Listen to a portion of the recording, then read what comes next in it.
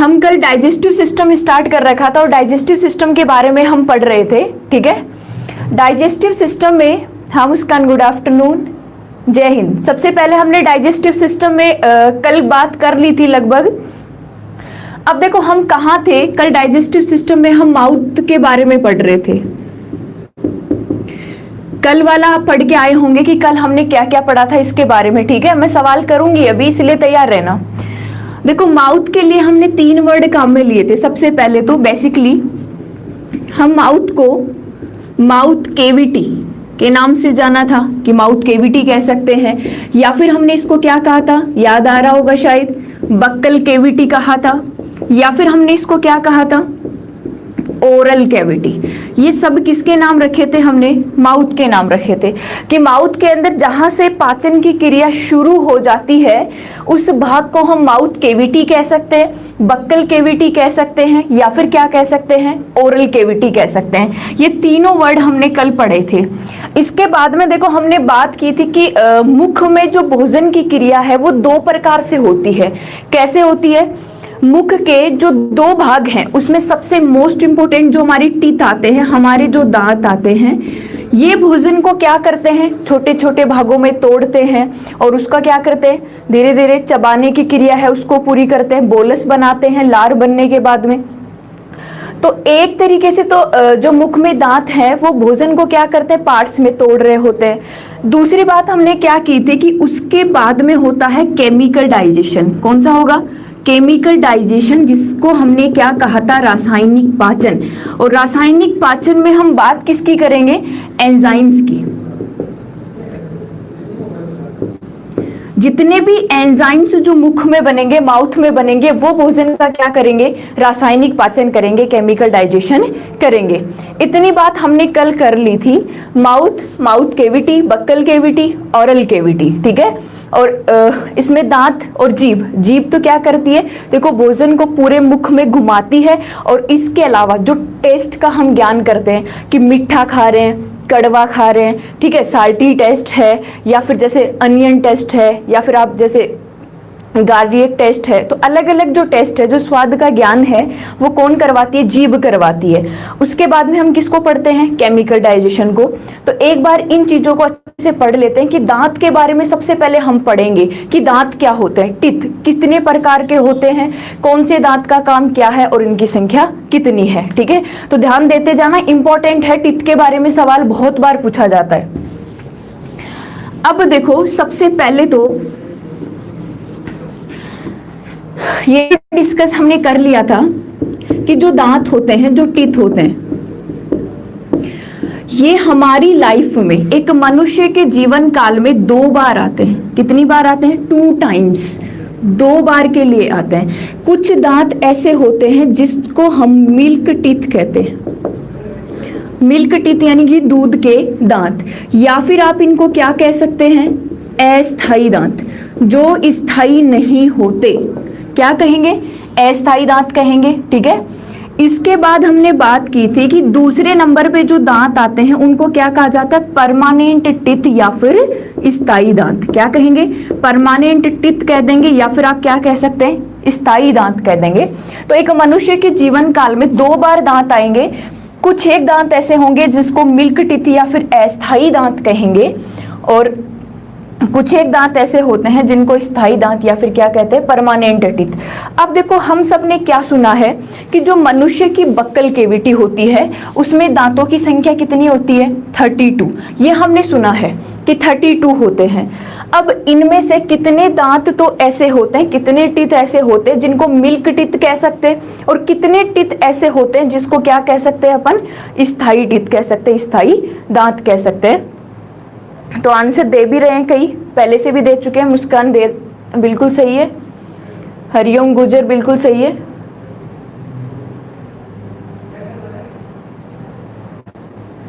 हाँ, रियल में 28 तक ही होते हैं जितेंद्र जी, बिल्कुल सही है। 28, 29 ये सॉकेट मान के चलते हैं, जहां दांत फंसे होते हैं ना, जिसको सॉकेट कहते हैं, वो 32 होते हैं। एक्चुअल में बात ये होती है, और हम इसको क्या बोल देते हैं कि दांतों की संख्या कितनी होती है, 32 होती है। तो देखो इन 32 में से जो 20 टीथ होते हैं, यानी कि जो 20 दांत होते हैं, वो कैसे होते हैं, मिल्क टीथ, अस्थायी दांत, जो कि लगभग 7-8 ईयर्स के बाद में टूटना स्टार्ट हो जाते हैं, और उसके बाद में कौन से टीथ आते हैं, परमानेंट। अब देखो बाद में कितने कौन से दांत बच जाते हैं, स्थायी दांत। अब यहाँ हमने देख लिया कि 20 दांत तो कैसे हो गए, मिल्क टीथ, तो इनमें से दांत कितने बच गए, 12। ये जो 12 दांत होते हैं ये हमेशा कितने कैसे होंगे, स्थायी, यानी कि परमानेंट टीथ। अब देखो यहाँ से दो तरीके के सवाल बनते हैं। कल मैंने पूछा भी था आपसे कि सवाल देखो थोड़ा सा इसको क्या कर सकता है, घुमा सकता है। आपसे क्या पूछ लिया गया कि ऐसे दांत जो जीवन में एक बार आते हैं उनकी संख्या कितनी होती है, ठीक है, जो केवल एक बार आएंगे, और ऐसे दांत जो जीवन में 2 बार आते हैं उनकी संख्या कितनी होती है। तो जो एक बार आएंगे वो कैसे होते हैं, परमानेंट, और जो 2 बार आ रहे हैं वो कैसे होते हैं, परमानेंट नहीं है, अस्थायी है, तो टूटने के बाद क्या होंगे, फिर से आएंगे। क्लियर है इतना। इसके बाद में देखो, जैसे ही हमने दांतों की संख्या पढ़ ली, इसके बाद में जैसे मैंने कहा कि मनुष्य के जीवन काल में दांत कितनी बार आते हैं, 2 बार आते हैं। तो मनुष्य को क्या कहा जाता है, मनुष्य को क्या कहा जाता है, तो हमने हिंदी में एक टर्म पढ़ी होगी जिसे हम कहते हैं द्विबारदंती। क्या कह देते हैं, द्विबारदंती। अब इसकी इंग्लिश टर्म भी आपसे पूछ ली जाती है, ठीक है, और इंग्लिश टर्म क्या होती है, डाईफाइकोडोंट। डाईफाइकोडोंट इसकी क्या होती है, इंग्लिश टर्म होती है। क्लियर है इतना। दांत मनुष्य के जीवन काल में 2 बार आते हैं, तो हम हिंदी में इसको क्या कह देते हैं, द्विबारदंती, की 2 बार जो दांत आएंगे उसे हम क्या कह रहे हैं, द्विबारदंती। लेकिन जो टर्म होती है, जो हमारी साइंस की जो टर्म है, उसके अंदर इसको क्या कहा जाता है, डाईफाइकोडोंट कहा जाता है। अब एक टर्म आपने ये भी सुनी होगी, एक बार दंती। एक बार दंती जिसके जीवन काल में केवल एक बार दांत आते हैं, तो इसकी जो साइंस की टर्म है उसको अपन क्या कह देंगे, मोनोफाइकोडोंट। मोनोफाइकोडोंट, ठीक है। इतना क्लियर होगा कि मनुष्य तो द्विबार दंती होता है, इसलिए हम इसको क्या कह रहे हैं, डाईफाइकोडोंट। और कुछ एक जीव कैसे होते हैं जिसमें दांत एक बार आते हैं, इसलिए हम इसको क्या कह देते हैं, एक बार दंती, जिसको क्या कहा जाता है, मोनोफाइकोडोंट कहा जाता है। सोनू जी बिल्कुल सही है। में देखो आगे की बात हम करते हैं, तो मनुष्य क्या होता है, मनुष्य में दांत हैं वो अलग अलग प्रकार के होते हैं। आप सबने सुना भी होगा कि हमारे अंदर जो दांत है ये कितने प्रकार के होते हैं, 4 प्रकार के, 4 टाइप्स, ठीक है। 4 प्रकार के दांत हैं, अलग अलग प्रकार के। क्लियर है। अब अलग अलग प्रकार के दांत होने के कारण मनुष्य को क्या कहा गया है, हेटेरोडोंट। हेटेरोडोंट। और हेटेरोडोंट का मीन्स क्या है, विषम दंती। हेटेरोडोंट का मीन्स हम क्या कहेंगे, विषम दंती, यानी कि जिसमें दांत अलग अलग प्रकार के हो उसे हम क्या कह देते हैं, हेटेरोडोंट। क्लियर है इतना। हेटेरोडोंट का मीन्स क्या है कि जिसमें दांत अलग अलग प्रकार के हो, और मनुष्य एक प्रकार का कैसा है, हेटेरोडोंट है, क्योंकि मनुष्य में दांत कितने प्रकार के पाए जाते हैं, 4 प्रकार के पाए जाते हैं। अब देखो ये 4 प्रकार के दांत होते कौन से हैं, ठीक है। आप सबने पढ़ा होगा, इस तरीके से लिख के पढ़ते हैं अपन, ICPM, इस तरीके से लिख सकते हैं, ICPM। आई का मतलब होता है, इसमें हम बोल सकते हैं इंसीजर, इंसीजर, ठीक है। और इंसीजर या फिर हिंदी में इसको क्या कहा जाता है, कृतक। आपको हिंदी वाले बच्चे इसका नाम याद रख लेना, क्या कहेंगे, कृतक कहेंगे, ठीक है। सी का मीन्स क्या होता है, केनाइन, और केनाइन को अपन हिंदी में क्या कहेंगे, रद्दनख। क्या कहेंगे, रद्दनख, ठीक है। इसके बाद में पी का मीन्स क्या है, प्रीमोलर, प्रीमोलर, और प्रीमोलर को हम क्या कह देते हैं, अग्रच्वर्णक। क्या कह देंगे, अग्रच्वर्णक। और एम का मीन्स क्या होता है, मोलर, और मोलर को हम क्या कह देंगे, च्वर्णक। क्या कह देंगे, च्वर्णक कह देंगे, ठीक है। इंसीजर, कृतक, केनाइन, रद्दनक, प्रीमोलर, अग्रच्वर्णक, मोलर, च्वर्णक। आपको याद कैसे रखना है, ICPM। PM। रीजन क्या है? क्योंकि ये इसी क्रम में उपस्थित होते हैं। सबसे पहले जो आगे की तरफ हमें दिखते हैं वो कौन से होते हैं? इंसीजर। उसके बाद में जो आएंगे वो केनाइन। केनाइन के बाद में कौन से होंगे? प्रीमोलर। और प्रीमोलर के बाद में कौन से होंगे? मोलर होंगे। तो इसी क्रम में आप इसको याद रखेंगे, ICPM के क्रम में। सबसे पहले तो देखो इनका काम क्या होता है। अलग अलग दांत अलग अलग प्रकार का काम करता है, और याद देखने से पता भी चल रहा होगा। जैसे सबसे पहले हम किसकी बात करें? इंसीजर की बात करें कि इंसीजर का काम क्या होता है, तो नाम से पता चल रहा है कृतक, यानी कि ये भोजन को काटने का काम करते हैं। तो आपके सामने सवाल बन जाए कि ऐसे कौन से दांत हैं जो भोजन को काटने का काम करते हैं, तो आप क्या कहेंगे? कृतक या फिर इंसीजर। ठीक है, फिर हम किसकी बात कर रहे हैं? केनाइन की या फिर रदनक की। केनाइन क्या करते हैं? भोजन को चीरने फाड़ने का काम करते हैं, ये कटिंग करते हैं, और ये भोजन को चीरने फाड़ने का काम करते हैं, चीरने फाड़ने का काम करते हैं। अब देखो इस केनाइन से एक सवाल बन जाता है। क्या सवाल ये बनेगा कि मांसाहारियों के अंदर कौन सा दांत सबसे ज्यादा विकसित होता है? मांसाहारियों में कौन से दांत सबसे ज्यादा विकसित होते हैं? बताओ जल्दी से। मांसाहारी जो मांस खाते हैं, कार्निवर्स जिसको हम बोल सकते हैं, में कौन सा दांत सबसे ज्यादा विकसित होता है? जयसराज जी सही है, मुस्कान सही है, वैभव जी सही है, विष्णु सेन जी बिल्कुल, मोहन राम जी सही है। देखो आंसर क्या है, वहां पे केनाइन, रदनक। रीजन आपको पता चल गया होगा, क्योंकि जो मांसाहारी खाते हैं वो मांस का कोई ना कोई टुकड़ा खा रहे होते हैं, और उसको काटने की नहीं जरूरत पड़ती। किसकी जरूरत पड़ती है? चीरने फाड़ने की। तो उनका काम ही क्या है? चीरने फाड़ने का। तो चीरने फाड़ने का जो जितना भी काम है वो कौन करते हैं? केनाइन करते हैं, रदनक करते हैं। क्लियर है? तो मांसाहारियों में सबसे ज्यादा विकसित दांत कौन सा हो गया? केनाइन हो गया। क्लियर रहेगा? जैसे पूछ लिया गया कि शेर के अंदर जो दांत दिखाई देते हैं वो कौन से होते हैं, तो आप क्या कहेंगे? केनाइन होते हैं। ठीक है, अब देखो ये जो प्रीमोलर है, अगर च्वर्णक है, ये क्या करते हैं? नाम से पता चल रहा होगा, च्वर्णक का मीन्स क्या करते हैं? चबाने का काम करते हैं, लेकिन चबाने के साथ साथ में ग्राइंडिंग भी करते हैं। ठीक है, मतलब चबाएंगे तो ग्राइंडिंग भी चलती रहेगी, पीसती रहेंगे भोजन को। तो प्रीमोलर क्या कर रहे हैं? भोजन को पीसते और साथ में क्या करते जाते हैं? चबाते जाते हैं। ठीक है, और इसके बाद में जो ये मोलर दांत है, ये लास्ट में केवल किसका काम करते हैं? चबाने का काम करते हैं। यानी चारों के काम तो आपको समझ में आ गए होंगे। ठीक है, इंसीजर, हाँ जी जयसराज जी, एलिफेंट के जो आगे की तरफ हमें दांत दिखाई देते हैं ना, वो इंसीजर होते हैं, क्योंकि एलिफेंट कैसा होता है? शाकाहारी होता है। ठीक है, हर्बीवर्स होता है, और उसको भोजन को क्या करना होता है? काटने की जरूरत पड़ती है। तो उसके जो आगे की दांत हमें दिखाई देते हैं हाथी के, वो कौन से होते हैं? इंसीजर होते हैं, कृतक होते हैं। क्लियर है इतना? तो केनाइन, रदनक क्या करेंगे? चीरने फाड़ने का काम। प्री मोलर क्या करेंगे? अगर च्वर्णक चबाने का काम, और मोलर क्या करेंगे? चबाने का काम करेंगे। ठीक है, इसके बाद में देखो कि यदि हम इनकी संख्या की बात कर ले कि इनकी संख्या कितनी होती है, तो मैं सबसे पहले बात करूंगी एडल्ट की, कि एक वयस्क मनुष्य में इनका सूत्र फॉर्मूला क्या होता है। तो हम सबसे पहले यहाँ पे किसके बारे में लिख रहे हैं कि मानव का दंत सूत्र। आप सबको पता भी होगा, लेकिन एक बार पढ़ोगे तो रिवाइज हो जाएगा। Dental formula of human, dental formula of human, मानव का दंत सूत्र। तो देखो मानव का दंत सूत्र हम कैसे लिखेंगे, ध्यान से समझ लेना। ICPM, मैंने चारों दांत लिख दिए हैं, और मैं इनकी संख्या यहाँ पे लिखूंगी 21, 23। अब आप ये कहोगे कि मैडम आपने ये क्या लिख दिया 21, 23, इसका मतलब क्या है?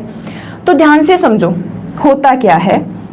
मैंने आपको इतना बोला कि मनुष्य में इंसीजर कितने? 2, केनाइन कितना? 1, प्रीमोलर कितने? 2, मोलर कितने? 3।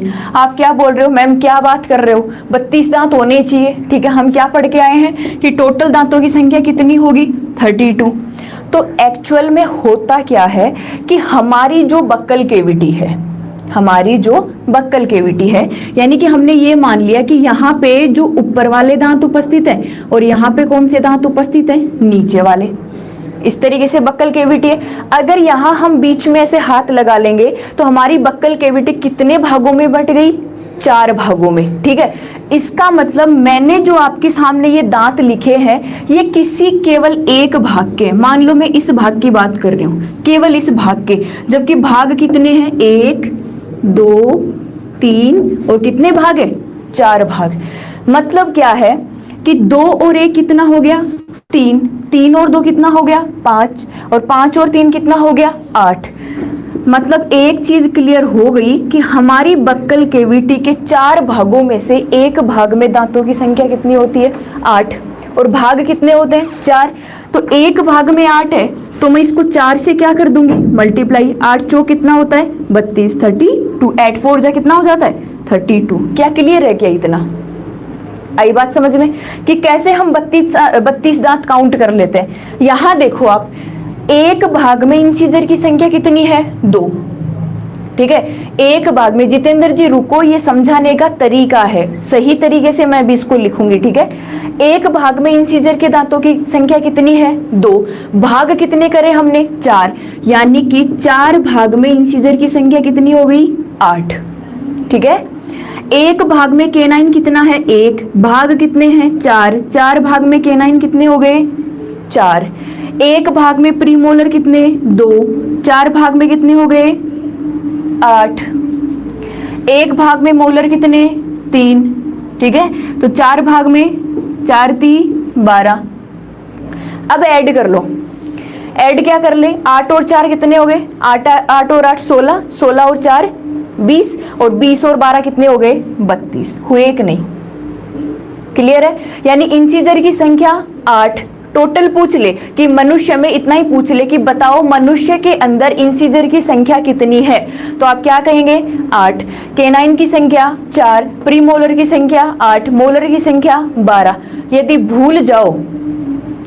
भूल जाओ इस चीज को तो केवल इतना याद रख लेना, 21 23, और 21 23 में कितने दांत हो गए, 8, भाग कितने होते हैं, 4। आपने 4 से मल्टीप्लाई करके कितना लिख दिया, 8 चौक 32। अब देखो, वो अभी जितेंद्र जी बोल रहे थे कि मैडम ये सही नहीं है। आप मुझे पता है कि कहाँ की बात कर रहे हो, जैसे मैं इसको मिटा रही हूं, आपको बुक्स में क्या लिखा हुआ मिलता है, आपको बुक्स में लिखा हुआ क्या मिलेगा, इस तरीके से मिलेगा, 21 23 बट्टे 21 23 इंटू 2। अब यदि कोई बायोलॉजी का स्टूडेंट है तो वो इस चीज को समझ जाएगा, लेकिन मान लो कि कोई आर्ट का स्टूडेंट भी होगा, कोई मैथ्स का स्टूडेंट भी होगा। अब इतने स्मार्ट मत बन जाना कि हम तो मैथ्स के हैं, देखो इसको इससे डिवाइड करके इसको मल्टीप्लाई कर देंगे, कभी आंसर नहीं आएगा। आई बात समझ में। तो हम करते क्या है, इसको सोल्व करने का तरीका मैं बताती हूँ, क्योंकि बायोलॉजी वाले स्टूडेंटों को ही सिखाया जाता है, ये नया तरीका है मैथ्स में। हम ऊपर वालों को ऐड कर लेते हैं, 2 और 1 3, 3 और 2 5, 5 और 3 8, 8 हो गया, बट्टे नीचे वाले भी कितने होंगे, 8, मल्टीप्लाई कितना चल रहा है, 2। 8 और 8 को फिर से ऐड करो, कितने हो गए, 16, 16 को किससे मल्टीप्लाई करो, 2 से, कितना हो गया, 32। तो मुझे ये बताओ कि ये तरीका ठीक है या फिर ये तरीका, यहां से हमें समझ में आ रहा है ना चीजें कि कैसे क्लियर हो रही है। बट लिखा हुआ आपको ऐसे मिलेगा, आपको ऑप्शन में इसको देखना पड़ेगा। आप 21 23 इंटू 2, यहां पे कुछ भी चेंज कर सकता है वो, क्लियर है। तो आप इस तरीके से याद रखेंगे, 21 23, टोटल दांत एक भाग में 8, 4 भाग में 32, आप 4 से मल्टीप्लाई करते जाओ, 8 4 8 12, टोटल कितने हो गए, 32। ओके, चले आगे। तो मनुष्य का दंत सूत्र हो गया 21 23 बटे 21 23 इंटू 2। आगे चलते हैं। देखो अब देखो, हम लिखते हैं दूध के दांतों का दंत सूत्र, या फिर बच्चों का, हम बच्चों का ही नाम ले लेते हैं क्योंकि बच्चों में दांत कैसे होते हैं, उस टाइम तक दूध के दांत होते हैं। तो देखो, अगर हम बच्चों का दंत सूत्र लिखे, बच्चों का दंत सूत्र, यहां से 2 सवाल बहुत अच्छे बनेंगे, और उस चीज का आप ध्यान रखना। एक चीज तो आपको पता है कि छोटी चीजें है ना, वो बहुत खतरनाक होती है। एक तो बड़े से पत्थर की लगे और एक छोटा सा कांटा लग जाए, दर्द किसका ज्यादा होता है, एक छोटा सा कांटा भी हमें बहुत ज्यादा दर्द दे देता है। आई बात समझ में। तो छोटी चीजें बहुत दर्द करती है, तो आपको उन चीजों को ही पकड़ना है कि वो छोटी छोटी चीजें कभी मिस नहीं हो जाए। हम क्या करते हैं कि ऊपर ऊपर की चीजें देखते जाते हैं, बड़ी बड़ी चीजें कि यार ये आना चाहिए, यार ये आना चाहिए एग्जाम में, लेकिन पेपर बनाने वाले हम खुद नहीं है ना, हम तो पेपर देने वालों में से हो गए। तो बच्चों का दंत सूत्र क्या होगा, मैं इसी तरीके से लिखूंगी और आप समझते जाना। अब ज्यादा दिक्कत नहीं आएगी क्योंकि आपने एक समझ लिया है ICPM। आपको नंबर क्या याद रखना है, 2102। अब बोलोगे मैडम ये कौन सी बात आ गई, आपने नया ही तरीका। बच्चों का दंत सूत्र में बच्चों के दांतों की संख्या कितनी है, मिल्क टीथ कितने हैं, 20, यानी दांत कितने होने चाहिए, 20। मैं तरीका सिखाऊंगी कि यदि आप भूल गए तो आप कैसे निकालोगे कि क्या ये ऑप्शन सही है क्या, ऑप्शन चेक करना सिखा दूंगी। 2 और 1 ऐड करके देखो, 2 और 1 कितने हो गए, 3, 3 और 0 कितने, 3, 3 और 2 कितने हो गए, 5।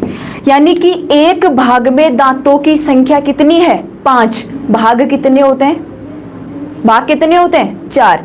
तो हम क्या कर देंगे, इस 5 को किससे मल्टीप्लाई कर रहे हैं, 4 से मल्टीप्लाई कर रहे हैं। तो यहां कितना हो गया, 5 चौक है 20, यही लाना था हमें, तो 20 दांत होने चाहिए। ठीक है। इंसीजर की संख्या बच्चों में 2, केनाइन की संख्या 1 और प्री मोलर की संख्या 0 और मोलर की संख्या कितनी है, 2। आप क्या कर रहे हो, टोटल दांत कितने हो गए, 5, और आपने एक भाग में चेक कर लिया कि संख्या कितनी है, 5। कितने भाग होते हैं, 4, तो 5 को किसी में मल्टीप्लाई कर दिया 4 से, तो कितने दांत हो गए, 20 दांत हो गए। अब यदि केवल इंसीजर की संख्या पूछ ले तो आप किससे मल्टीप्लाई करते जाएंगे, 4 से, 4 दूनी 8, यानी बच्चों में कुल इंसीजर की संख्या कितनी होती है, 8 होती है। ठीक है।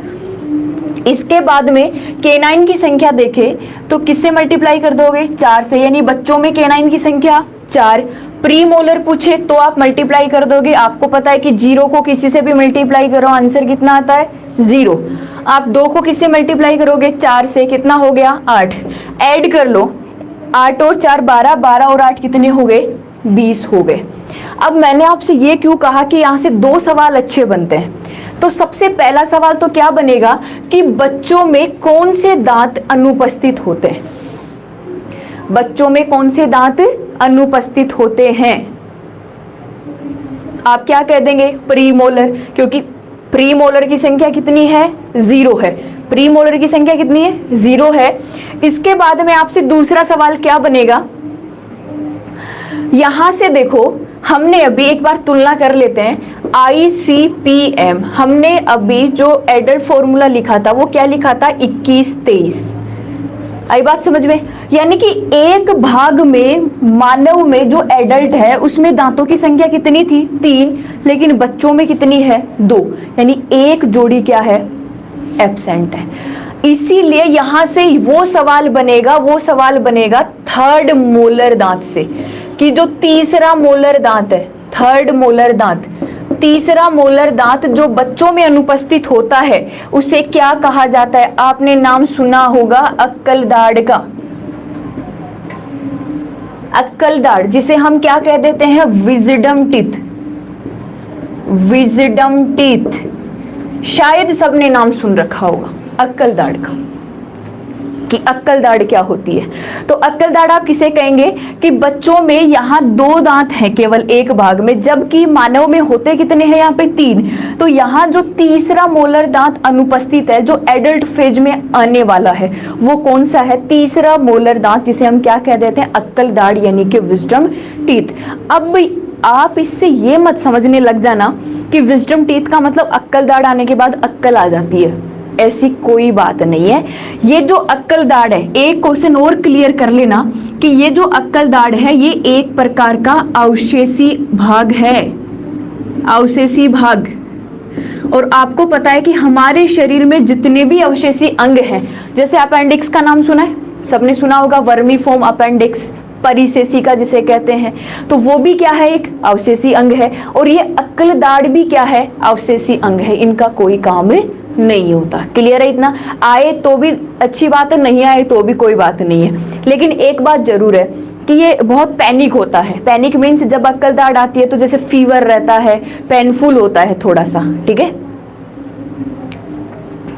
और क्लियर है इतना बच्चों का दंत सूत्र? इसके बाद में देखो एक सवाल यहां से एक और बना होता है, जबड़े से ही बना होता है। अगर पता है तो अच्छी बात है। जैसे डायग्राम से समझा देती हूँ कि मान लो ये हमारा ऊपर वाला जबड़ा है और यहाँ पे इस तरीके से क्या उपस्थित है, टीथ, हमारे दांत ऐसे तो चलते जाएंगे ना। और ये हमारा नीचे वाला जबड़ा है, ऐसे ही तो होगा, उल्टा थोड़ी बनाऊंगी, ऐसा नहीं होगा ना। लेकिन दांत अब की बार कैसे होंगे, यहाँ पे इस तरीके से होंगे, इस तरीके से, ठीक है। अब मैंने क्या कहा कि इसको मैंने नाम दे दिया ऊपरी जबड़ा, ऊपर वाला जबड़ा। और ये कौन सा जबड़ा है, नीचे वाला जबड़ा, ठीक है। अब हम अपनी भाषा में तो इसको ये कह सकते हैं कि ऊपरी जबड़ा हो गया, नीचे वाला जबड़ा हो गया, ठीक है। लेकिन एक बात ध्यान रखना कि इस जबड़े को कहा जाता है मैक्सिबुलर। मैक्सिबुलर क्या कहेंगे, मैक्सिबुलर। और इसको हम क्या कहेंगे, मैंडिबुलर। क्या कहेंगे, मैंडिबुलर कहेंगे। अब आप कहोगे कि मैडम यहां से क्या सवाल बन गया मैक्सिबुलर और मैंडिबुलर से? सवाल बहुत अच्छा बनता है। सवाल आपसे क्या बनेगा कि मैक्सिबुलर और मैंडिबुलर में से कौन सा ऐसा होता है जो मूवेबल है, यानी कौन सा जबड़ा है वो मूव कर सकता है, कौन सा जबड़ा मूव कर सकता है और कौन सा स्थायी होता है। हाँ, सबसे मजबूत अस्थि मैंडिबल होती है अनिल जी, और वो कहाँ पाई जाती है, हमारे जबड़े में। सबने सुन रखा है मैंडिबल सबसे मजबूत जो हड्डी है, जो अस्थि है। सुशील जी नीचे वाला, नीचे वाला नहीं लिखना आपको, क्योंकि आपको ऑप्शन में नीचे वाला नहीं मिलेगा, आपको ऑप्शन में मैंडिबुलर मिलेगा। आप इसको माइंड में रखोगे तो हमेशा के लिए याद रखेगा। जितेंद्र जी बिल्कुल सही है। रमेश जी डाउन नहीं लिखना, मैंडिबुलर और मैक्सिबुलर में से आंसर देना है आपको। जी बिल्कुल सही आंसर दिया है।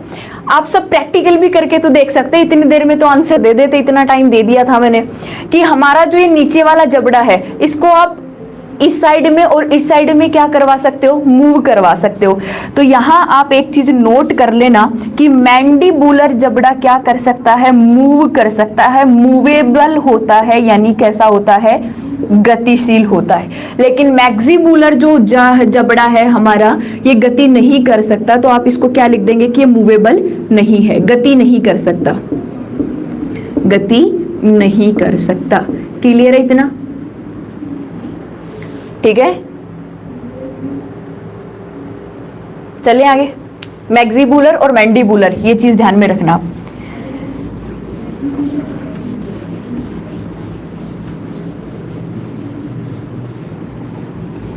अब जो अच्छे सवाल यहां से, अब दांत का अध्ययन किस ब्रांच में किया जाता है तो आपको पता होगा, डेंटोलॉजी। किस में किया जाता है, ओडेंटोलॉजी या फिर डेंटोलॉजी। दांतों का अध्ययन, दांतों का अध्ययन कौन सी ब्रांच में किया जाता है, तो हम क्या लिख देते हैं, या तो देखो आपको ओडेंटोलॉजी लिखा हुआ मिलेगा, ओडेंटोलॉजी, ओडेंटोलॉजी, या फिर आपको क्या मिलेगा, डेंटोलॉजी। जैसे दांतों का जो स्पेशलिस्ट डॉक्टर होता है उसको अपन क्या कहते हैं, डेंटिस्ट, डेंटिस्ट कहते हैं, ठीक है। मतलब डेंटिस्ट क्यों कह रहे हैं कि ये जो डेंटाइन वर्ड होता है ना, डेंटाइन वर्ड, ठीक है, डेंटोलॉजी, ओडेंटोलॉजी, डेंटिस्ट, डेंटाइन, ये सारे के सारे हमें किसको बता रहे होते हैं, दांतों के बारे में बता रहे होते हैं। क्लियर है?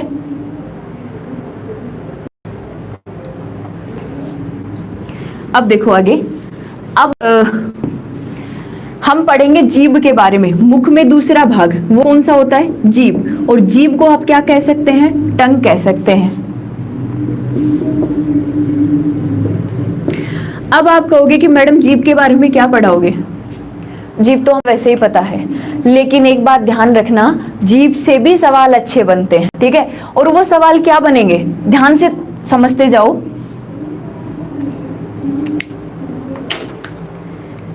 देखो यदि हम जीभ की बात करते हैं तो सबसे पहले हम एक चीज लिखते हैं कि ये जो जीभ है ये एक मांसल भाग है। किससे मिलके बना होता है? हमारी मांसपेशियों से।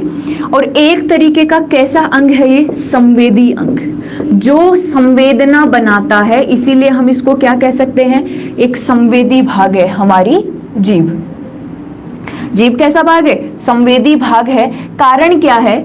देखो सबसे पहले तो ये जीभ है ना, हमारा जो गला है ये वाला भाग, प्रैक्टिकली समझो, देखो हमारा जो ये गले वाला भाग है और ये जो बोन है यहां से यहां तक, इस बोन का नाम क्या होता है? क्या नाम होता है बोन का? माउथ में कौन से एंजाइम मिलते हैं? रोहित जी बात करेंगे अभी।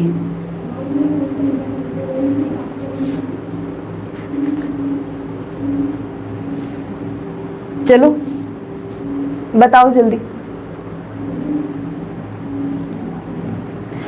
कौन सी बोन होती है? ये वाली। अब मैं सवाल ऐसे कर लूं तो, जो फांसी के समय टूटती है, यानी जो फांसी खाते हैं ना उस टाइम पे ये बोन टूटती है, और ये बोन कौन सी होती है? इसका नाम क्या है? थोरेसिक बोन है, लेकिन क्या नाम होता है इसका? चलो मैं बता देती हूँ, होइड बोन। याद आ गया क्या? होइड बोन के नाम से इसको जाना जाता है। अब आप बोलोगे कि मैडम होइड बोन की बात कैसे कर रहे हो? इसलिए कर रही हूं क्योंकि एक सवाल क्या बनता है कि जैसे ये हमारी होइड बोन है, ये वाली, ठीक है, और इस होइड बोन के यहाँ पे कुछ तंतु जैसी संरचना होती है, फिर यहाँ से हमारी क्या जुड़ी होती है? टंग, यानी कि हम क्या बोल सकते हैं? जीभ। यानी कि सबसे पहले ये होइड बोन और होइड बोन के बीच में यहाँ पे कुछ तंतु, और उससे क्या जुड़ी होती है? जीभ। सपोज करो कि यदि जीभ होइड बोन से जुड़ी हुई नहीं होती तो बाहर निकल के नहीं गिर जाती क्या? यानी कि यहाँ पे कोई ना कोई कनेक्शन होता है इसका। तो उस कनेक्शन को क्या कहते हैं? ये जो फाइबर्स पाए जा रहे, तंतु पाए जा रहे, उनको क्या कहते हैं? तो ये जो कनेक्शन होता है, इस कनेक्शन का नाम होता है फ्रेन्यूलम। फ्रेन्यूलम क्या होता है? फ्रेन्यूलम। याद रहेगा इससे, ठीक है। ये वाली जो बोन है ये कौन सी है? होइड बोन। और होइड बोन और जीभ के बीच में यहाँ पे कुछ संरचना पाई जाती है जिसे हम क्या कहते हैं? फ्रेन्यूलम। यानी फ्रेन्यूलम का काम क्या हो गया? जीभ को किससे जोड़ना? होइड बोन से जोड़ना। क्या क्लियर है क्या? इतना सवाल बन ही जाए कि फ्रेन्यूलम क्या होता है तो आप सीधा ही बता देंगे कि ये जो होइड बोन है, ये जो होइड हड्डी है, इस होइड हड्डी को जीभ से जोड़ने के लिए यहाँ पे जो संरचनाएं पाई जाती है, उन सभी संरचनाओं को हम क्या कह देते हैं? फ्रेन्यूलम कह देते हैं। देखो आगे, होइड बोन याद रखना फांसी के समय टूटती है, कभी नहीं भूलोगे, अब तो याद रहेगा आपको। इसके बाद में देखो कि हमारी जो जीभ है, जैसे मैं बना रही हूं, मजाक मत बनाना, रफ डायग्राम बना रही हूं, ठीक है। जैसे मान लो कि हमारी ये जीभ है, इतनी बड़ी होती नहीं है लेकिन हमें समझने के लिए बनाना पड़ेगा। इस जीभ पे कुछ ऐसी छोटी छोटी संरचनाएं पाई जाती है इस तरीके से, उनको क्या कहा जाता है? अब आपने सुना होगा टेस्ट बर्ड, स्वाद कलिकाएं, लेकिन आपको ऑप्शन में आजकल स्वाद कलिकाओं की जगह कुछ और नाम देखने को मिल रहे हैं, उसको हम क्या कहेंगे? ठीक है, आंसर कैसे नहीं दे रहे आप? रेस्पॉन्स क्यों नहीं दे रहे?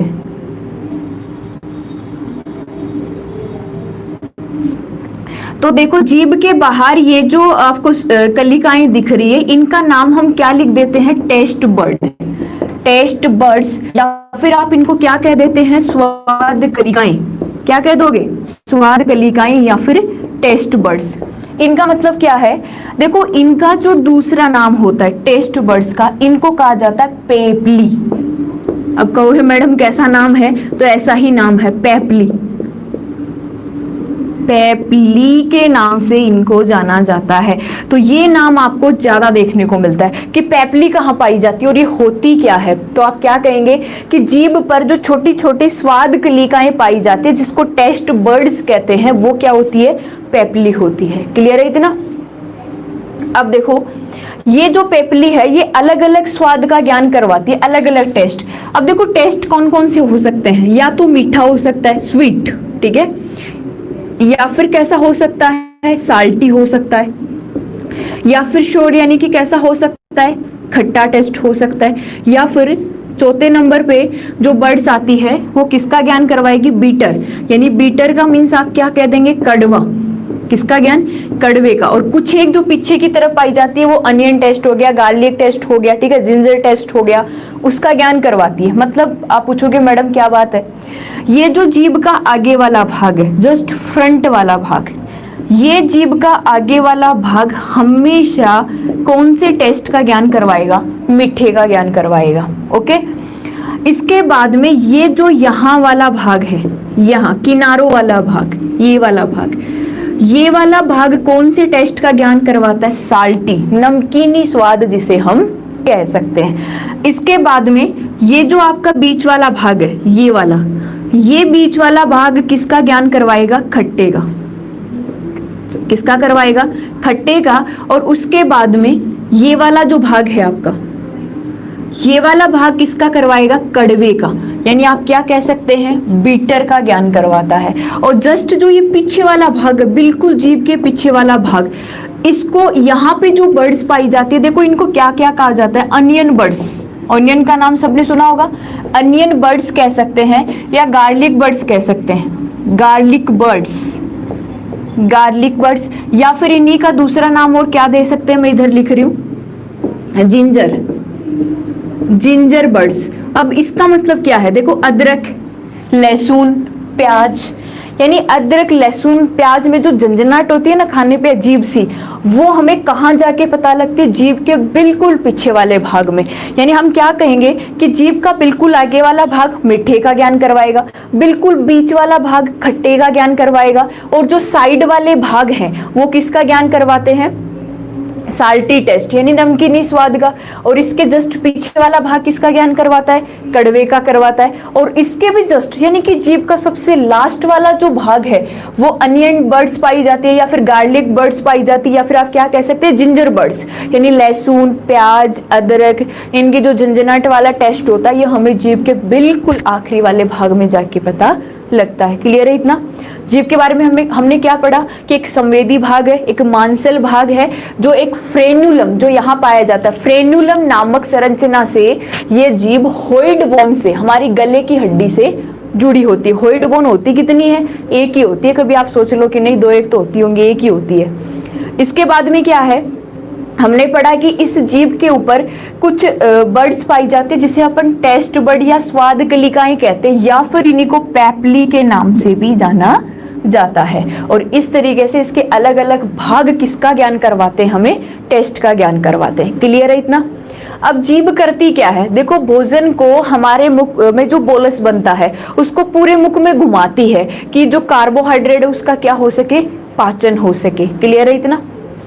चलो आगे की बात करते हैं।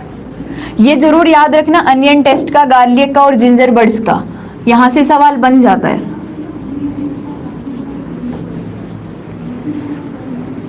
अब देखो आगे, अब आएगी मेन इंपॉर्टेंट बात तो, ठीक है। और हम यहाँ इंपॉर्टेंट बात अब किसकी करेंगे? केमिकल डाइजेशन की। केमिकल डाइजेशन यानी कि रासायनिक पाचन, केमिकल डाइजेशन इन माउथ। मुख में जो रासायनिक पाचन है वो किस तरीके से होता है, इसकी बात अब हम करेंगे। तो देखो मुख में रासायनिक पाचन के लिए एक ग्लैंड पाई जाती है और उसका नाम होता है सलाइवरी ग्लैंड। क्या नाम होता है? सलाइवरी ग्लैंड, या फिर आप इसको क्या कह सकते हैं? लार ग्रंथि। याद आ रहा होगा, कल की क्लास में पढ़ा था हमने सलाइवरी ग्लैंड। अब सबसे पहला सवाल तो क्या बन जाता है कि सलाइवरी ग्लैंड की संख्या कितनी होती है। आपने पूछ लिया कि बताओ मैम कितनी सलाइवरी ग्लैंड हमारे माउथ में पाई जाती है, तो आप हमेशा याद रखेंगे 3 जोड़ी, और 3 जोड़ी का मतलब कितनी हो गई? 6। यानी टोटल जो सलाइवरी ग्लैंड है, लार ग्रंथियां है, वो कितनी पाई जाती है? 6। यानी कि देखो हमारा जो माउथ वाला भाग है, एक जोड़ी तो ऊपर, एक जोड़ी नीचे और एक जोड़ी साइडों में, दोनों तरफ, ठीक है। तो कितनी हो गई टोटल? 3 जोड़ी, और 3 जोड़ी में से एक एक पाई जाती है इस तरफ और इस तरफ, एक जोड़ी ऊपर और एक जोड़ी नीचे। तो कितनी हो गई टोटल? 3 जोड़ी, या फिर आप इसको क्या कितना बोल सकते हो? 6। यानी कि हमारे माउथ में, मुख में जो सलाइवरी ग्लैंड्स है, लार ग्रंथियां हैं, उनकी संख्या 3 जोड़ी या फिर कितनी होती है? 6 होती है। अब ये जो सलाइवरी ग्लैंड है ये किसका सिक्रेशन करती है? स्लाइवा का। और स्लाइवा को आप क्या कहते हैं? लार कहते हैं। ये बहुत इंपॉर्टेंट है। पर डे लगभग 1.5 से 2 लीटर स्लाइवा का सिक्रेशन होता है। किससे? स्लाइवरी ग्लैंड से। पर डे लगभग 1.5 यानी कि 1.5 to 2 लीटर स्लाइवा का सिक्रेशन होता है हमारे माउथ में। और सिक्रेशन होना भी जरूरी है। कारण क्या है कि जैसे अपन बोल रहे हैं तो उस टाइम क्या है, जैसे खाना खा रहे हैं, पानी पी रहे हैं, उस टाइम क्या है कि माउथ में बाहर से कुछ छोटे छोटे सूक्ष्म जीव चले जाते हैं, जैसे प्रोटोजोआ हो सकते हैं, बैक्टीरिया हो सकते हैं, वायरस हो सकते हैं। तो यहाँ पे देखो एक ऐसा एंजाइम पाया जाता है। वो एंजाइम क्या करता है? उन छोटे छोटे सूक्ष्म जीवों को नष्ट कर देता है। अगर स्लाइवा नहीं होती एनी टाइम मुख में तो क्या वो सूक्ष्म जीव नष्ट हो पाते? वो सीधा कहाँ चले जाते हैं? हमारी बॉडी में चले जाते। तो याद रखना कि पर डे लगभग 1.5 to 2 लीटर स्लाइवा का क्या होता है? सिक्रेशन होता है। अब हम इस स्लाइवा की ही बात करेंगे कि ये जो स्लाइवा है इसके कंपोनेंट क्या है, किससे मिलके बनी होती है स्लाइवा? क्योंकि आपका सबसे अच्छा सवाल यही होता है, यही पूछ ले तो मैडम स्लाइवा किससे मिलके बनी होती है। तो हम स्लाइवा की बात कर लेते हैं। स्लाइवा या फिर आप इसे क्या कह सकते हैं? लार। देखो इस स्लाइवा में 95% 95% क्या पाया जाता है? वाटर, यानी कि आप क्या कह सकते हैं? जल। अब जो 5% भाग बच गया, इस 5% भाग में क्या पाए जाते हैं? एंजाइम्स। क्या पाए जाते हैं? एंजाइम्स। स्लाइवा लार का 95% भाग तो कौन बनाता है? वाटर बनाता है। और 5% भाग में क्या पाए जाते हैं? एंजाइम्स पाए जाते हैं। अब आप कहोगे कि मैडम इस स्लाइवा की पीएच कितनी होती है? हमें पीएच तो बता दो। तो याद रखना हमेशा स्लाइवा की पीएच कितनी होती है? 6.8, यानी आप कह सकते हैं स्लाइटली एसिड, यानी मैंने लिख दिया कि हल्का अम्लीय। क्योंकि हमें पता है कि यदि किसी की पीएच की डिजिट 7 से कम होती है तो वो कैसे होते हैं? एसिडिक। और 7 से ऊपर होती है तो वो कैसे होते हैं? बेस, यानी कि कैसे होते हैं? क्षार होते हैं। क्लियर है? तो स्लाइवा की पीएच कितनी होती है? 6.8, यानी हम इसको स्लाइटली एसिड या फिर क्या कह सकते हैं? हल्का क्षारीय। अब देखो जो लफड़ा करता है ये 5% एंजाइम करता है। आप बोलोगे कि मैडम स्लाइवा में कौन कौन से एंजाइम पाए जाते हैं और किसका पाचन करते हैं? तो ध्यान से सुनो, स्लाइवा में सबसे पहला जो एंजाइम पाया जाता है इसे हम कहते हैं टाइलिन एमाइलेज एंजाइम। मैंने नाम लिख दिया, टाइलिन एमाइलेज एंजाइम। सबने नाम सुना हुआ है इसका, टाइलिन एमाइलेज एंजाइम। ठीक है। इसके बाद में एक जो एंजाइम है इसको हम बोल देते हैं माल्टेज एंजाइम। क्या बोल देते हैं? Maltase enzyme. ऊपर लिख देती हूँ, हो सकता है नीचे से आपको दिख नहीं रहा होगा तो मैं इसको मिटा देती हूँ।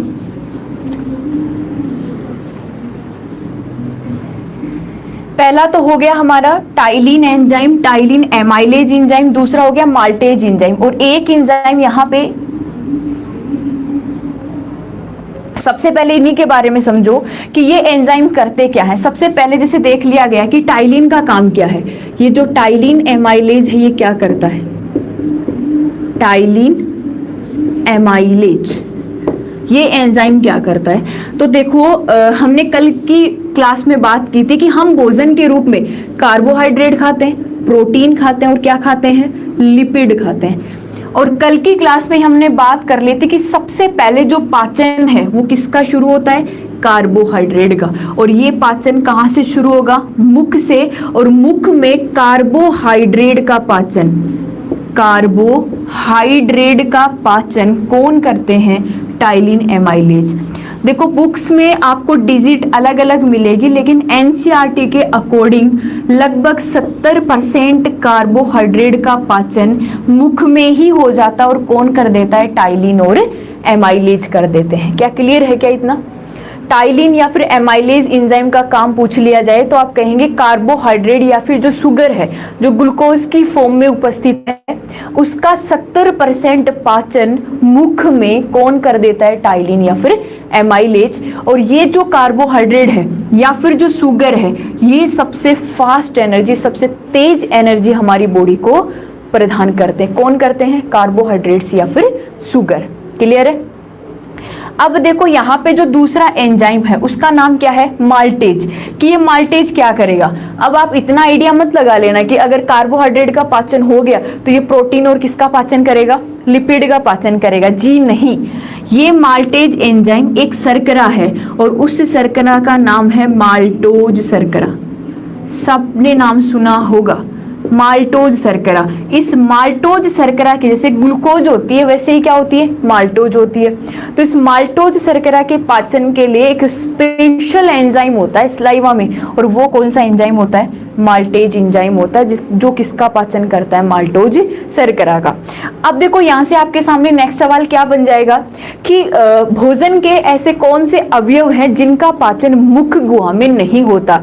तो बेसिक सी बात है कि यदि पाचन कार्बोहाइड्रेट का हो रहा है तो क्या प्रोटीन और लिपिड का पाचन मुख से शुरू हुआ है, नहीं हुआ। यानी मुख गुहा के अंदर केवल और केवल कार्बोहाइड्रेट का, वो भी लगभग 70% भाग क्या हो जाता है, डाइजेस्ट हो जाता है, इसीलिए हमें तुरंत एनर्जी प्रदान करते हैं। क्लियर है इतना, टाइलिन एमाइलेज और माल्टेज एंजाइम।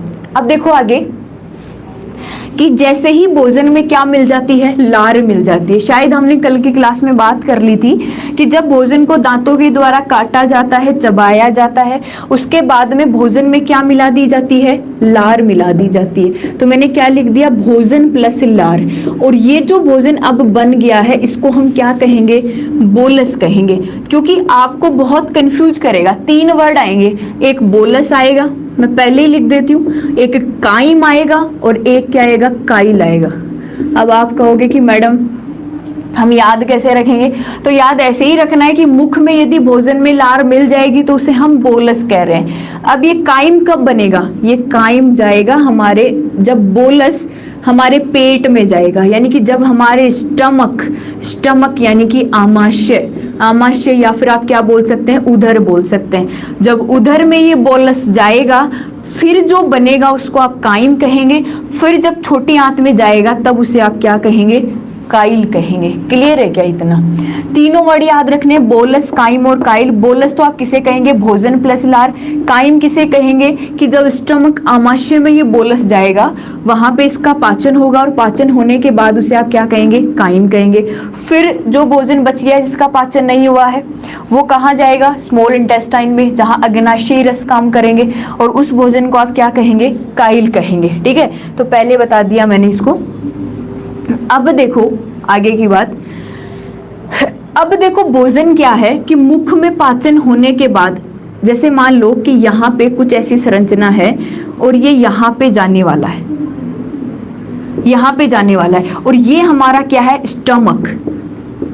ये कौन सा भाग है, स्टमक वाला भाग है, या फिर आप इसको क्या कह रहे हैं, आमाशय कह रहे हैं, या फिर आप इसको क्या कह रहे हैं, जठर कह रहे हैं, या फिर आप इसको क्या कह रहे हैं, उदर कह रहे हैं। ठीक है, अब ये वाला जो भाग है आपका, ये वाला भाग, यहां से आगे आपका क्या जुड़ा हुआ था, माउथ केविटी या फिर माउथ। ये जो भाग है इसका हमने नाम लिखा था, इस भाग को हम क्या बोल रहे थे, फूड पाइप। कल लिखा था ना, फूड पाइप या फिर ओइसोफेगस, ये नाम आपको ज्यादा मिलेगा, ओइसोफेगस, फूड पाइप, भोजन नली। इस फूड पाइप की यदि आपसे लंबाई पूछ ली जाए कि ओइसोफेगस की लंबाई कितनी होती है, तो आप कितनी कहेंगे, 25 सेंटीमीटर, यानी 25 सेंटीमीटर लंबी होती है हमारी ये फूड पाइप, जो भोजन को कहाँ तक लेके जाती है, स्टमक यानी कि आमाशय तक लेके जाती है। अब देखो इस फूड पाइप की बात हमने कल कर ली थी कि फूड पाइप ऐसा भाग है डाइजेस्टिव सिस्टम का जिसमें ग्लैंड यानी कि कोई भी पाचक ग्रंथि नहीं पाई जाती। पाचक ग्रंथि क्या होती है, अनुपस्थित। इसका मतलब इस भाग में डाइजेशन नहीं होता, ऐसा भाग जिसमें कोई पाचन की क्रिया नहीं होती। सवाल बन जाता है, पाचन तंत्र का ऐसा भाग जो पाचन तंत्र का भाग बनाता है फिर भी पाचन की क्रिया नहीं होती, तो आप क्या कहेंगे, ओइसोफेगस या फिर फूड पाइप के नाम से जानेंगे। लंबाई पूछ लेगा तो आप कितनी बता देंगे, 25 सेंटीमीटर। अब ये जो भोजन है, जैसे मान लो मैंने इस तरीके से बना दिया, ये भोजन है, इसको हम क्या बोल रहे हैं, बोलस, क्योंकि माउथ से आ रहा है, मुख गुहा से आ रहा है, तो उसमें भोजन में लार मिली हुई है और उसको आप क्या बोल रहे हैं, बोलस। ये बोलस यहां से किसके अंदर आएगा, आमाशय में, यहां पे आ गया। आमाशय के अंदर आ गया, ठीक है। अभी इसको कायम नहीं कर रहे, अभी बोलस ही आया है, अभी आमाशय में पाचन की क्रिया चलेगी, बाद में उसको हम क्या कह देंगे, कायम कह देंगे। तो होगा क्या कि ये फूड पाइप कितनी लंबी, 25 सेंटीमीटर।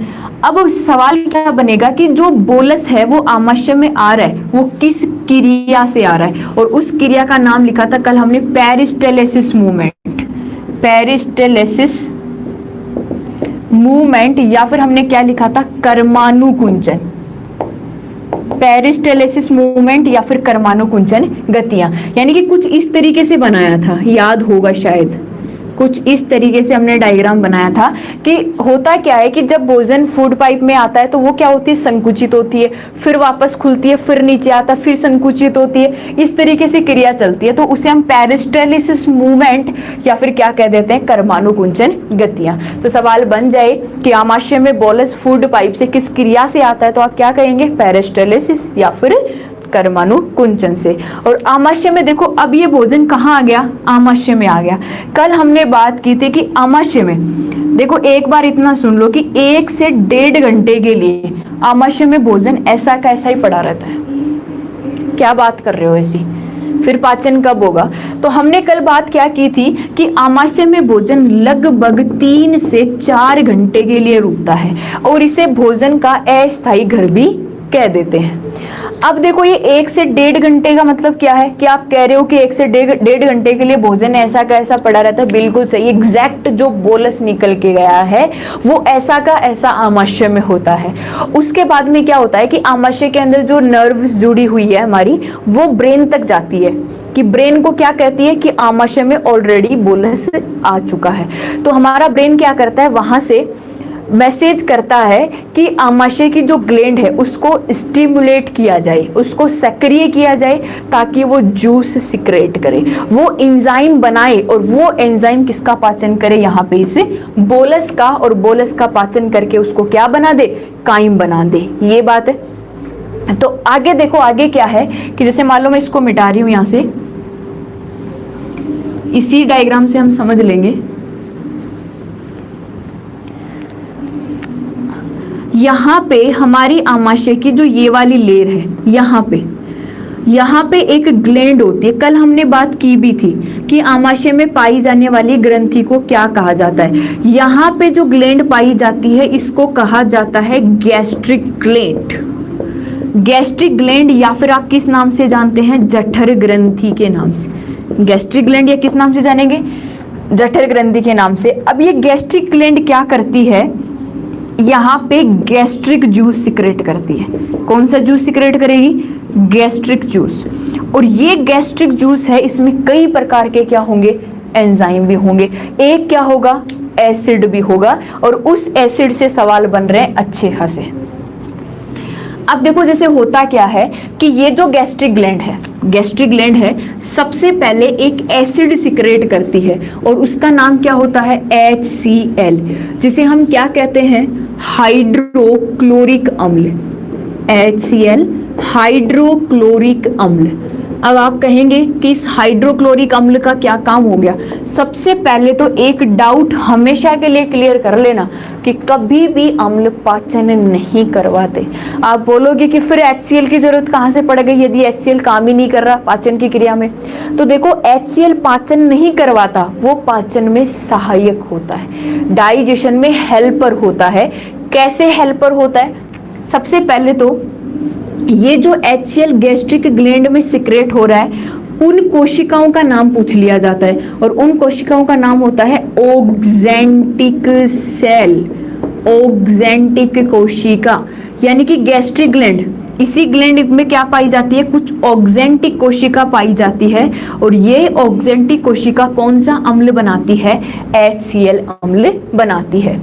अब देखो ये जो HCl है, मैं आपसे एक सवाल करना चाहूँ यहाँ पे कि जो HCl है, सवाल कई बार एग्जाम में आया हुआ है, और सवाल क्या है कि ह्यूमन बॉडी का ऐसा कौन सा एसिड है जिसे हार्मोन कह सकते हैं। क्या कह सकते हैं, हार्मोन कह सकते हैं। अब दिमाग में कुछ खटकी होगी बात कि ये क्या बात पूछ ली कि अम्ल को हार्मोन कब से कहने लगे।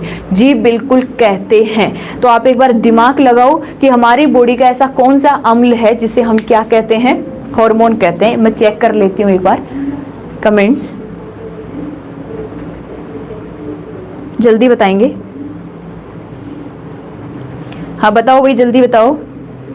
अनुपमा जी HCl, HCl, Suresh ji HCl, Subhash ji HCl, जी हाँ जी HCl, Prem ji HCl, Parveen ji HCl। बस ऐसे पढ़ते रहो तुम। DK कुशला जी हाँ जी बिल्कुल, हेलो। मुस्कान बिल्कुल सही है। चाय पी लो मैम।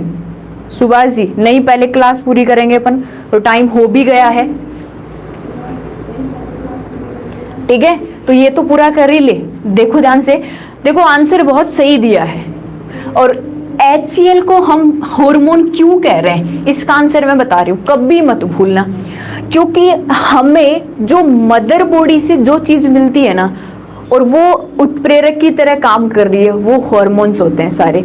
यानी कि हमें जो HCl मिला है वो हमारी मदर बॉडी से मिला है। क्या HCl हमने बाहर से पिया है? क्या कभी ऐसा हुआ है क्या कि अब की बार तो HCl की कमी हो गई तो HCl पीना पड़ेगा? ऐसा होता है कभी? नहीं हुआ आज तक। क्यों नहीं हुआ?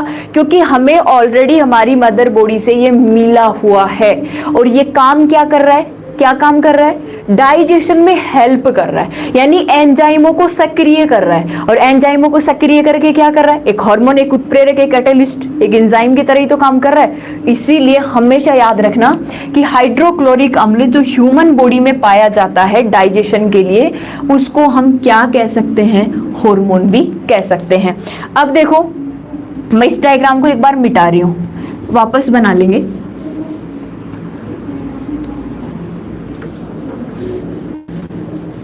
ये सवाल याद रखना, बहुत बार पूछा जाता है, इसीलिए मैंने आपको बार बार बताया है। आगे देखो, आगे क्या होता है कि ये जो HCl है, HCl का कार्य क्या होता है कि HCl कार्य क्या करता है? तो हमारा जो गैस्ट्रिक जूस है, गैस्ट्रिक जूस, और गैस्ट्रिक जूस को हम क्या कहते हैं? जठर रस। क्या कहेंगे? जठर रस। अब देखो, इस जठर रस में मोस्ट इंपॉर्टेंट 2 प्रकार के एंजाइम पाए जाते हैं। सबसे पहला जो एंजाइम है, इसको हम क्या कहते हैं? नाम सुना होगा सबने, पेप्सिन। पेप्सिन। कौन सा एंजाइम कहते हैं? Pepsin enzyme. और दूसरा जो एंजाइम होता है, ये कौन सा होता है? रेनिन। दूसरा एंजाइम कौन सा होता है? रेनिन। अब आप कहोगे कि मैडम हमें तो कई जगह पे ये पेप्सिनोजेन भी लिखा हुआ मिलता है, पेप्सिनोजेन। और रेनिन है वो कई जगह क्या लिखा हुआ मिलता है? प्रोरेनिन। क्या हम इसका मतलब अलग अलग समझेंगे कि पेप्सिनोजेन अलग है और प्रोरेनिन अलग है? क्या मतलब अलग अलग है इसका? नहीं। क्या बात है कि गैस्ट्रिक जूस में पाए जाने वाले ये पेप्सिन और रेनिन एंजाइम करते क्या है?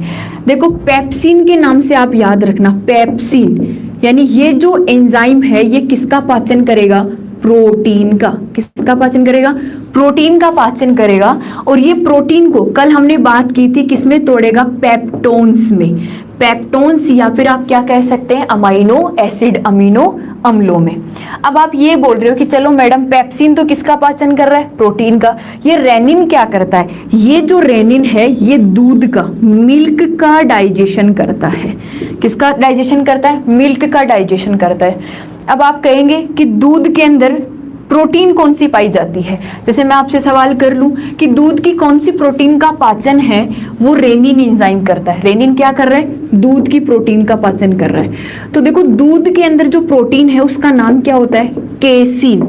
यानी सिंपल सी बात है कि रेनिन एंजाइम केसीन प्रोटीन का क्या करता है? पाचन करता है। कौन सी प्रोटीन का पाचन करेगा? केसीन प्रोटीन का पाचन करेगा। अब इस केसीन से एक सवाल और बनता है, और सवाल क्या बनता है कि दूध का सफेद रंग, दूध का जो व्हाइट कलर है वो किसके कारण होता है?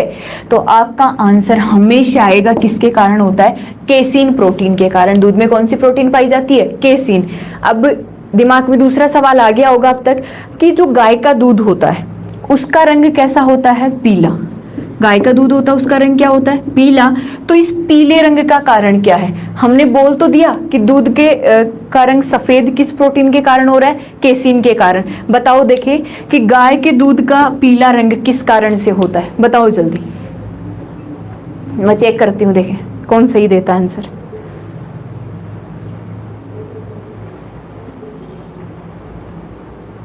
गाय की दूध का पीला रंग किसके कारण होता है?